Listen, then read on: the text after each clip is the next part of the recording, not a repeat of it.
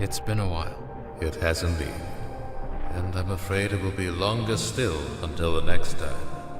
I've come to say goodbye, Luke. No, you can't leave us, Ben. We need you. You don't need me, Luke. You are a Jedi, strong in the Force, but you must never relax your guard. The Emperor is gone, but I was very impressed by this piece. I thought it's very difficult to do fan fictions in general, and this piece was, in a lot of ways, sort of a better construction of the ideas than you saw in the films. They were not as tied to sort of making a concept for a general audience, and it was so much more true to the characters, the aesthetic, and the styles of the very original Star Wars films, as opposed to the later stage Star Wars films. And I felt like it was done in a way that was academics, studious, very high level of detail in terms of having Leia and Luke and all the characters that you would expect from this piece be authentic to themselves that you knew from the canon, but giving them a story that felt like it was his own story while still being a part of the Star Wars universe. It was obviously a very popular piece when I saw it on YouTube, and I think it was quite deserved. The level of detail and hard work, especially for this type of animation, I imagine was quite hard. Took a tremendous amount of time, and really is hard not to commend this level of skill when you don't have the backing of a billion-dollar company and what I imagine an entire staff of animators and people to support it, and you don't have the understanding that on the back end you're going to make a bunch of money because it's not your intellectual property. And that was sense it made that the piece I think better for me because it showed that it was really a passion piece, something that the creators cared about, and I felt that came through in the details and in the moments that it reflected what we were used to seeing while also expanding on the ideas in ways that could probably work well in the actual canon. So in that sense, I really did enjoy it, and I thought it was a very well done and a pretty amazing job for an independent piece. I was not expecting the true sequel. um, this was fantastic. I mean, somebody called George Lucas because this was absolutely amazing. And I know it's going to be so well received. You know, you don't need that $1 billion budget to create this world. Everything was very clear. The characters were very clear. The CGI animation very clear. The characters that you knew and loved were represented exactly the way that you remembered them, and then the new characters that were not as familiar um, were presented in a way that made you want to follow the story. And it ended so perfectly because I literally had to look at the YouTube link and be like, wait, where's the rest? Like, I want the rest. Story wise, terrific.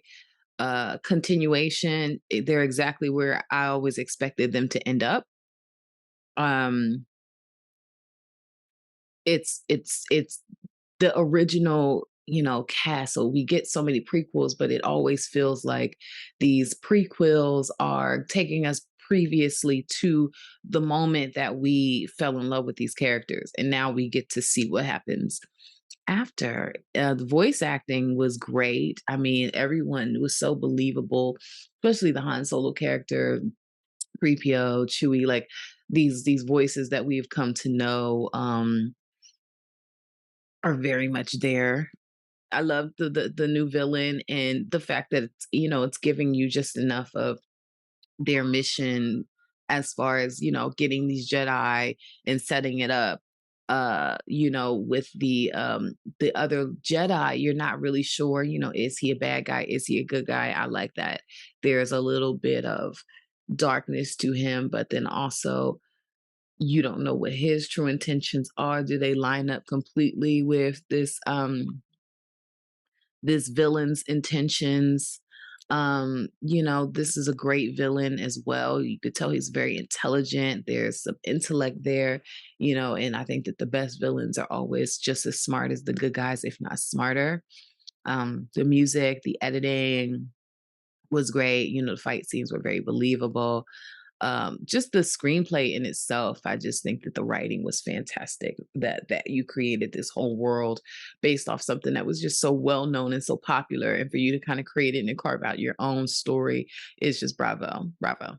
there's so much content there, and there's so many different little things, and the fan base has just expanded so much and so wide that you really can play in the universe. You can play with those characters. You can play with that kind of like that world that was created, and I think that this is exactly what that was, and it was really fun. The animation was really good. The kind of the portrayal of beloved characters I thought was done really well, especially because those are the classic original characters that we all really, as fans, like, fell in love with. And I think parts always want us to, like, hear more stories or, like, be able to see them more, especially being, like, the original kind of group.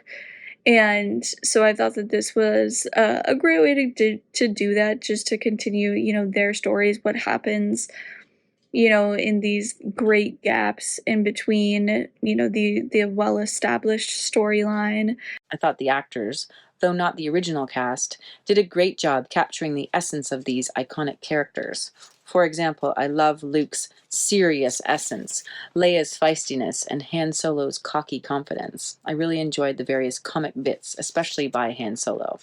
The CGI animation was very good, so much like the original Star Wars films. And the faces of the characters were so detailed with realistic wrinkles, hair, and such bright eyes. I also love the writing in this one. Great pace and lots of twists and turns with the plot. And the villains were so creepy, especially the whispering, red-eyed Grand Admiral. The soundtrack was practically the same as the original Star Wars, and the sound effects were just amazing. I really want to check out part 2. The suspenseful ending was such a cliffhanger. I think that this was a very impressive, very admirable undertaking, given when and how this film was made. It does a really good job of building off of the story set up with the original Star Wars trilogy, and then doing something kind of new, something different with the characters, and adding to their stories rather than simply replaying them or kind of transposing them onto new characters, as has been done in later installments, at least in my view, and I know the view of many others. I thought that the atmosphere and tone here was also definitely notable. It feels distinct from the other Star Wars films, but it still manages to avoid feeling out of place. Never does it feel like it doesn't belong within Star Wars. It just feels like we're getting a look at a different part of this world and a different aspect of this story. It's, things have moved in a new direction since Return of the Jedi ended, so the story is going to be different, and the atmosphere, the tone is going to be different, and I think that the film does a good job of reflecting that. Of the genre, I really liked how the characters seemed real based on the movies that I have seen. I thought the dynamic between the characters was really good. What I found the most interesting was actually the blue villain dude.